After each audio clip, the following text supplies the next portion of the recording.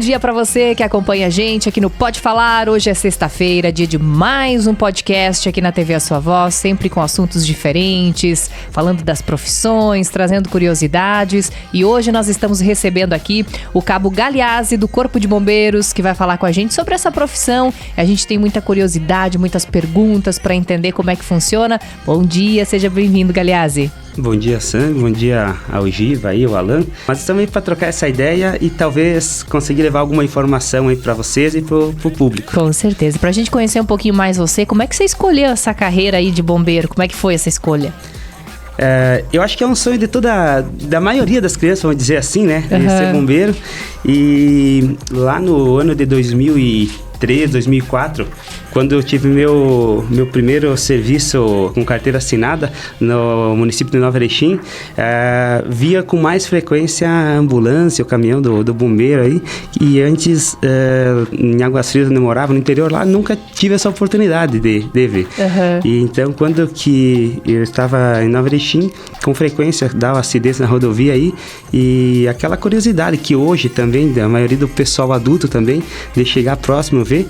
E com o passar do tempo, no ano aí de 2009, quando eu já estava trabalhando em Pinhalzinho, eu tive a oportunidade de fazer o curso de bombeiro comunitário, conhecer o curso e fazer o curso. E, consequentemente, em 2013, 14, teve o concurso público de bombeiro militar e acabei fazendo e passando. E é difícil esse concurso público, Galeazzi? Como é que é? Teve que estudar muito? Como que funciona para entrar no bombeiro militar? Existe um concurso público. Quem já foi bombeiro comunitário não tem nenhuma vantagem quanto a isso. O que vai te facilitar, no meu caso, depois que você está dentro da escola já do CFSD lá, de fazer algumas técnicas, algumas práticas que você aprende. Já viu, né? Exatamente. Mas o concurso em si você não tem vantagem alguma.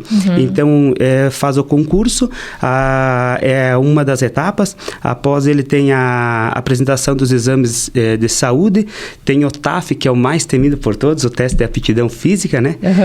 Avaliação psicológica, investigação social, a apresentação dos documentos e o toxicológico também, e posterior a isso você tem a escola.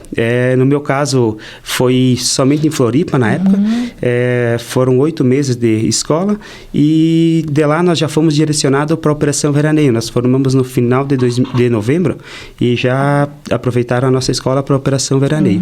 Então, praticamente, a formação são 8 meses e o veraneio. E, inclusive, agora, nessa semana que começou, na segunda-feira, também ingressou uma escola com 250 alunos. Olha que legal. Que é bem interessante. Nós temos um efetivo um pouco reduzido e agora, nesse ano, vai ter a inclusão desses 250 alunos. Eles estão em 7 cidades, aqui no estado. Chapecó aqui é a mais próxima, onde está tendo essa escola. Então agora não é mais só Floripa, então? Não. Já saiu mais... Exatamente. Já teve em outras oportunidades também, que já teve Chapecó, já teve em Xanxerê. Depende de quantas vagas são abertas. Tá. Então, como na nossa escola lá em 2014 foram 163, conseguiu fazer todo em Floripa. Mas agora 250 alunos é um número um pouco elevado. Grande, então né? Eles fazem escola em outros locais. Que legal. Que bom, né? Que tem um número alto de alunos, né? E outra coisa que é bem interessante para essa escola, que já no edital, ela define que essas vagas vão ser aqui para nossa região. Que bom. São divididas em primeira, segunda e terceira região, dentro do bombeiro, né?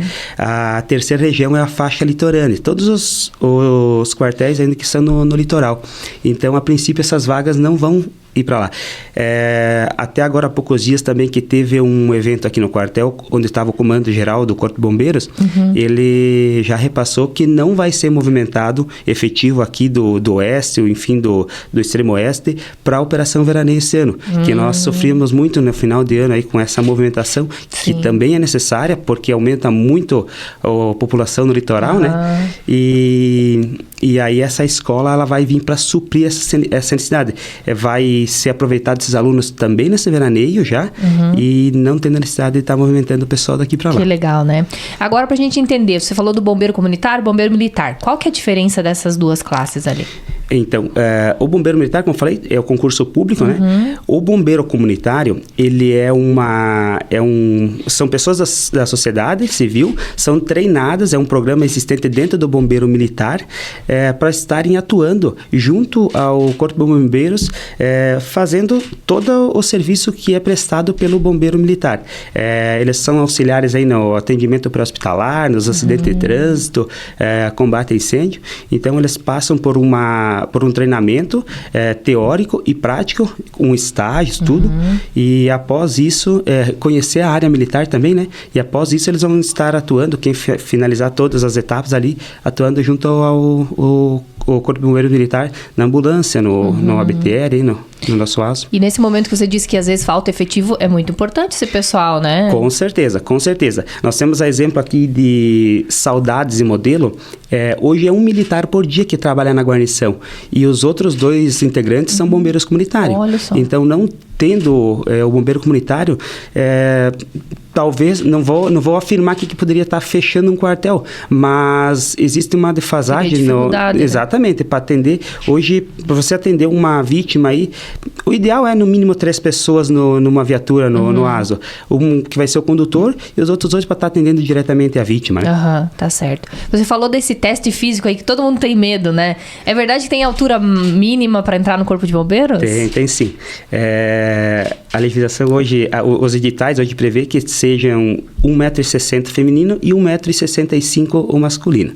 E por que tem essa exigência? Tem algum motivo, assim? Eu não saberia te precisar isso. O Corpo de Bombeiros, tanto o bombeiro quanto a polícia, quando eu falo aqui de bombeiro, hoje são a lei do Estado é a mesma da polícia e do Corpo de Bombeiros, tá? Mas eles são baseados com as Forças Armadas, o Exército Brasileiro, Marinha, enfim, isso já vem de lá. Entendi. O que eu poderia ter como uma opinião particular sobre isso? Trabalhar, assim, com ferramentas pesadas, talvez ali, principalmente nessa área do resgate veicular. E na questão dos combates a incêndio. Tu vai levar uma mangueira, vai ter um EPR, vai ter o EPI. Não estou dizendo que a pessoa menor vai ser a mais fraca, mas a dificuldade de fazer isso é maior. Exatamente. E você falou, né, dessa questão dos equipamentos, especialmente no incêndio. Vocês precisam estar sempre com o físico treinado, né? Exatamente. Existem algumas atribuições para ser um bom socorrista, para ser um bom resgatista. Além da responsabilidade, da honestidade, principalmente, né? É uma das prerrogativas, é uma boa condição física. A gente vai estar no dia a dia. Assim, quanto menos serviço para nós, é melhor. Mas no momento que nós formos chamados, nós temos que estar lá e prestar o melhor atendimento para a população. E vocês têm testes físicos regulares do Corpo de Bombeiros? Como é que é isso? Atualmente, só faz esse teste físico quando que entra. Entendi. Mas já existe uma lei criada, porém não entrou em vigor, que vai ser adotado muito, muito provável que agora nesse ano, ou talvez em 2024, que uma vez por ano, geralmente no mês do aniversário, a ideia é que seja feito um teste de aptidão física. Olha só, vai mudar então. Exatamente. E o teste por exemplo, para entrar na escola, são corrida de 2.400 metros, corrida de 50 metros, a natação 50 metros, tem a barra, são 3 barras o mínimo, abdominal, remador, são algumas dos exames, dos testes são feitos. Porém, na escola, você vai treinando isso e para sair lá, existe também uma das disciplinas da escola, que é essa, que praticamente dobra todos os testes aí que iniciais. A gente precisa fazer. Exatamente, não é difícil, só mais o mínimo. Tá certo. E vocês também têm competições anuais, né? Para botar em prática tudo que vocês fazem todo dia. Né? Como é que chama? Rescue, né? Não, a competição dentro do Bombeiro de Santa Catarina existe as Olimpíadas Catarinenses de Bombeiros. Inclusive vai ser agora no primeiro final de semana de setembro. Esse ano vai ser em Balneário Camboriú. Legal. Essa competição, ela tem algumas provas, são todas as provas ligadas à área bomberil. Tipo, não é o futebol que geralmente vai jogar. São o atendimento pré-hospitalar, então são perguntas do atendimento pré-hospitalar. São sempre equipes compostas por 3 pessoas e obrigatoriamente tem que ter uma feminina, que é o natural disso, né? Então tem atendimento pré-hospitalar, combate a incêndio com extintores, tem montagem de estabelecimento, subida em cabo de sisal e a corrida rústica. Olha só. Essa é dentro do Bombeiro de Santa Catarina. Aí existe o Rescue Day, eles são eventos que a nível mundial, mas teve já 2 edições em Chapecó, e tem as seletivas de resgate veicular, que daí também Santa Catarina participa, inclusive a equipe Condá de Chapecó, Rescue Condá, é muito forte isso, já ficou campeão 3 vezes ou 4, não me falha a memória, no estado, e em outubro eles estão indo, não lembro qual que é a cidade da Espanha, participar do Mundial. Que legal isso. Já participaram em 3 competições também Mundial, e são 2 equipes a nível de Brasil que fazem isso. Que legal. Eu tive a oportunidade de participar nas estaduais, as seletivas estaduais aqui com a equipe de Pinhalzinho. Sim, tá certo. E qual que é a ocorrência mais frequente aqui na região? Eu tenho um palpite, mas vou deixar você responder. O que mais a gente atende no dia a dia é o atendimento pré-hospitalar que a gente define, que são... uma pessoa que é de via pública, pessoas com doenças pré-existentes. Tudo isso é função do bombeiro, né? Então, imagina o trabalho que vocês têm todo dia, né? Exatamente. Até eu estive dando uma olhadinha, agora no mês o mês anterior, foram em média 5 ocorrências por dia só do ASA, só pré-hospitalar. Né?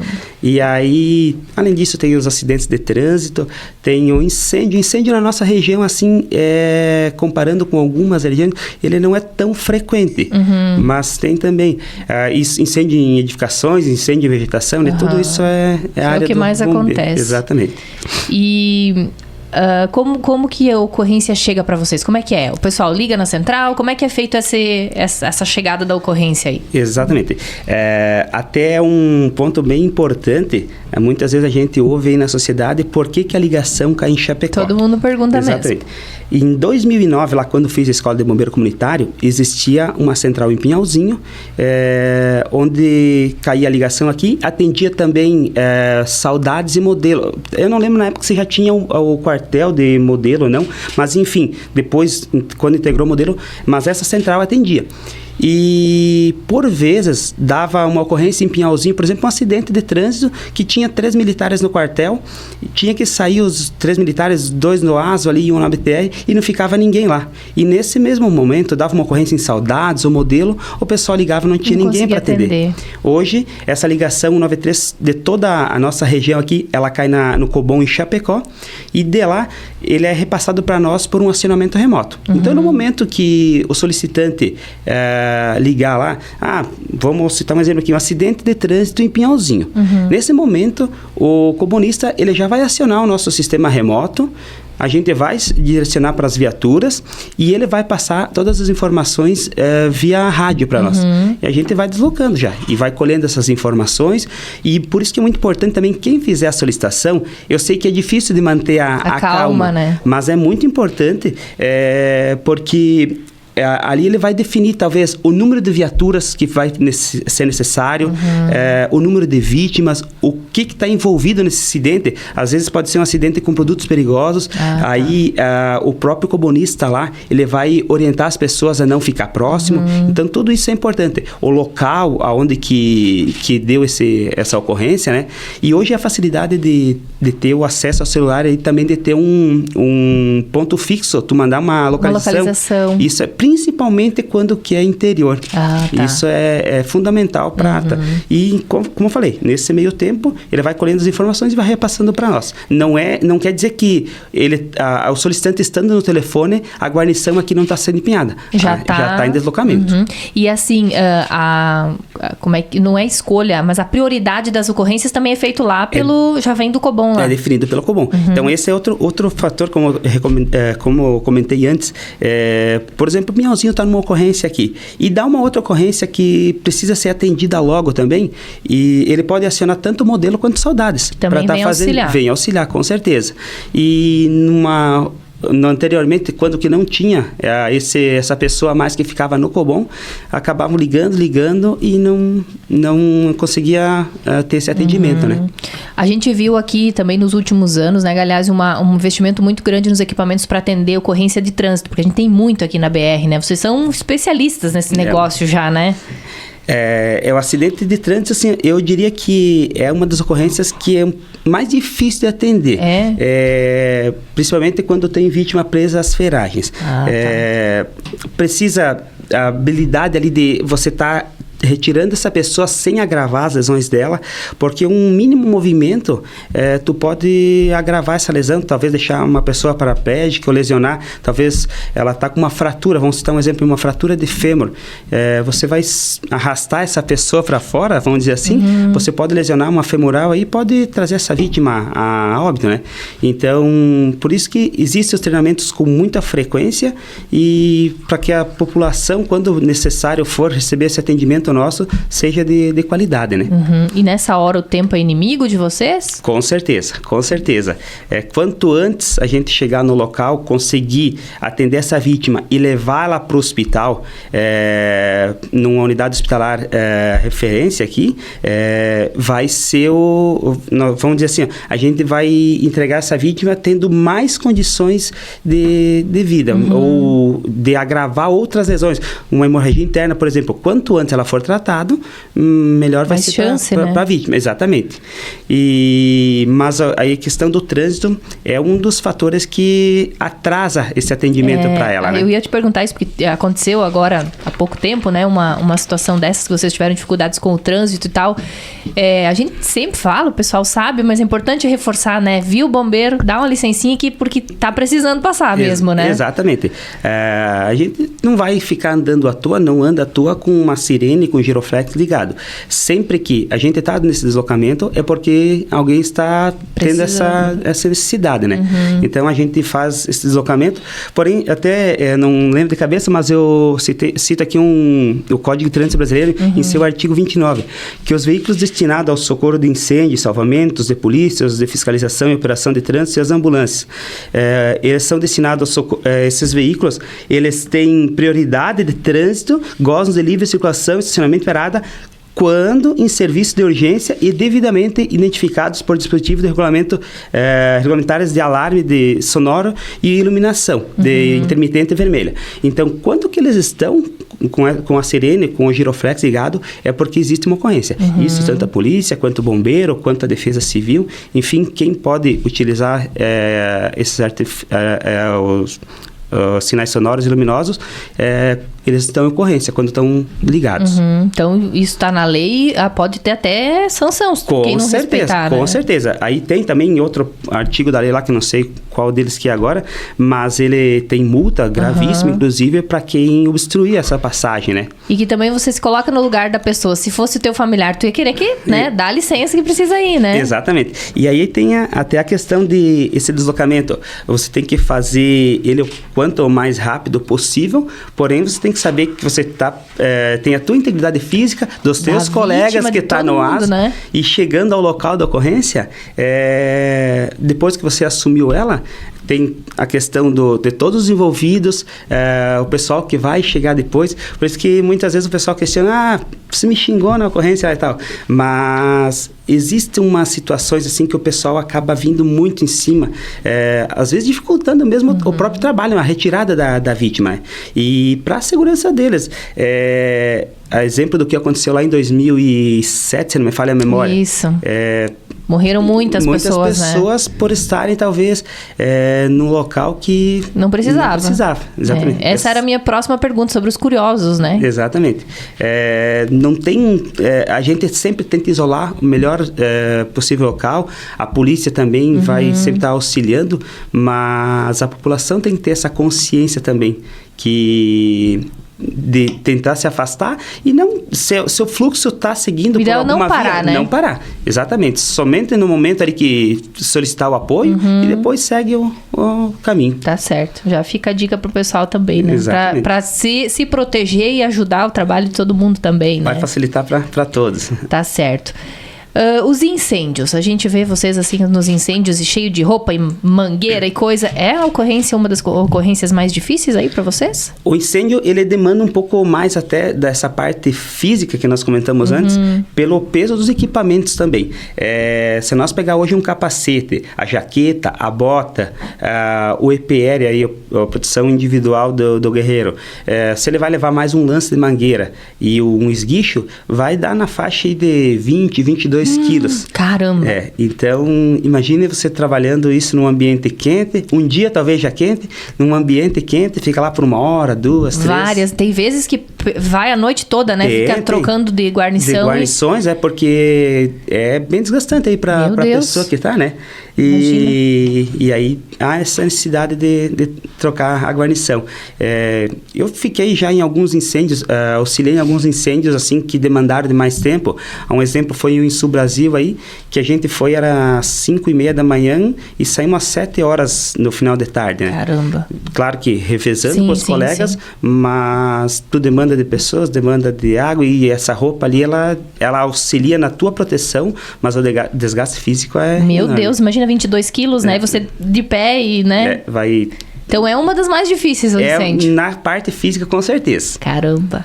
E a questão dos trotes, Galeazzi, existe ainda? Teve uma época que a gente teve muito problema com isso, né? Eu lembro.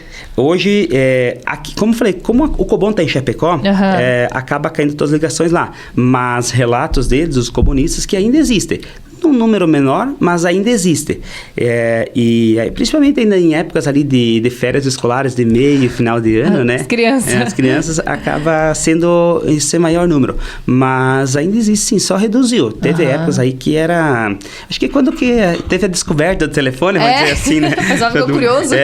Hoje, como tu tá no dia a dia com o telefone, consegue conversar com todo mundo, o pessoal não tem mais... Deu uma diminuída, vamos dizer assim. Porque isso também é muito ruim pra vocês, porque daqui a pouco vocês vão atender um trote e dar uma ocorrência séria e vocês estão fora, né? Exatamente. Teve até vamos dizer uns 6 meses, um pouquinho mais, talvez 1 ano atrás, a gente estava num treinamento em Chapecó e nós estávamos conversando com o pessoal lá. No dia anterior, eles tinham recebido uma solicitação, inclusive eles fizeram 2 ligações com um telefone diferente, de um acidente de trânsito envolvendo 6 ou 7 veículos lá na saída de Chapecó para Seara. Então deslocou bombeiro, SAMU, acionaram o SAER, tudo, e era trote. Caramba! Então, gasto público que tem quanto a isso, às vezes dá um acidente real em outro local, o pessoal está em outro extremo da cidade lá, e aí tem uma demora, né, no atendimento, né? Por isso os pais também conversar com seus filhos, né? Dizer que essas coisas não se fazem, né? Não se faz. Tá e certo. como eu falei, geralmente em épocas escolares é o que aumenta, mas muitas vezes não é, acho que é só criança. Os trotes, a forma de falar, o comunista ele consegue, né, ter uma noção ali da tal. Quando ocorre aí, às vezes é um adulto mesmo, né? Não sei o que passa na cabeça. Falta de um servicinho. Com certeza. Né?